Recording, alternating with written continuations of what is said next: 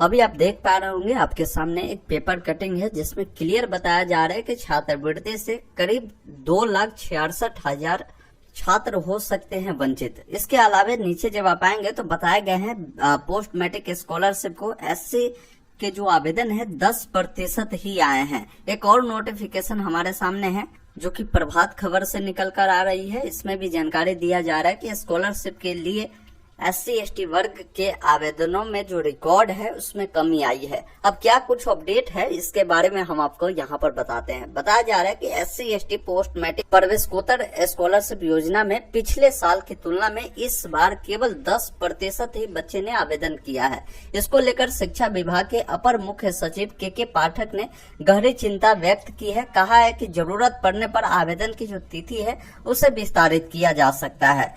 तो इनका मतलब क्या है समझ लीजिए। जैसे हुआ ये है कि पिछले साल जो आवेदन हुए थे SC ST का 1,70,000 था, लेकिन इस बार 10% बच्चे ही आवेदन किए हैं, मतलब 16,000 बच्चे ही SC ST वाले आवेदन किए हैं। रीजन क्या है कि यहाँ पर जो इसका तिथि दिया गया था वो लंबा तिथि नहीं दिया गया था। पिछले बार जब इसका तिथि था करीब 2-3 महीना आवेदन चला है। इस बार 15 से 20 दिन में ही पोर्टल आई थी और पोर्टल को बंद भी कर दिया है, जिन कारण से बच्चे आवेदन नहीं कर पाए। इसको लेकर के पाठक सर जो है ये चिंता व्यक्त किया और उन्होंने ये भी बोला है कि अगर जरूरत पड़ेगी तो आप सभी का तिथि विस्तारित होगी। तो तिथि विस्तारित होने की 100% संभावना है, क्योंकि जरूरत है।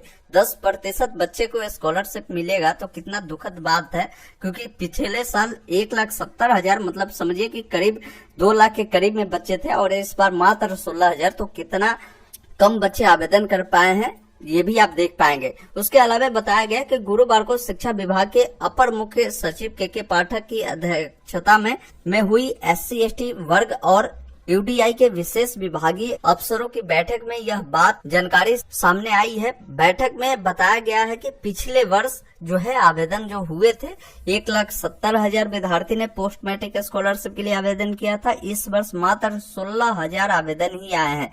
वही BC EBC की बात करें तो बताया गया है कि इस बार करीब जो है 2.5 लाख आवेदन आए हैं, जबकि पिछले वर्ष की बात करें तो 5.5 लाख आवेदन आए हैं। मतलब देख रहे हैं कि आधा से भी कम बच्चे आवेदन किए हैं। OBC वाले जो है वो भी, और यहाँ पर आप देख पा रहे होंगे कि SC ST में तो कितना कम संख्या है। और सेम जानकारी हिंदुस्तान के माध्यम से भी यहाँ पर निकाला गया है। तो अभी फिलहाल आपको हम ये क्लियर करना चाहते हैं कि जब आप पोर्टल पर आएंगे तो यहाँ पर ये BC EBC के लिए आप देख पाएंगे 30/9/2023 तक की तिथि आपको मिलेगी।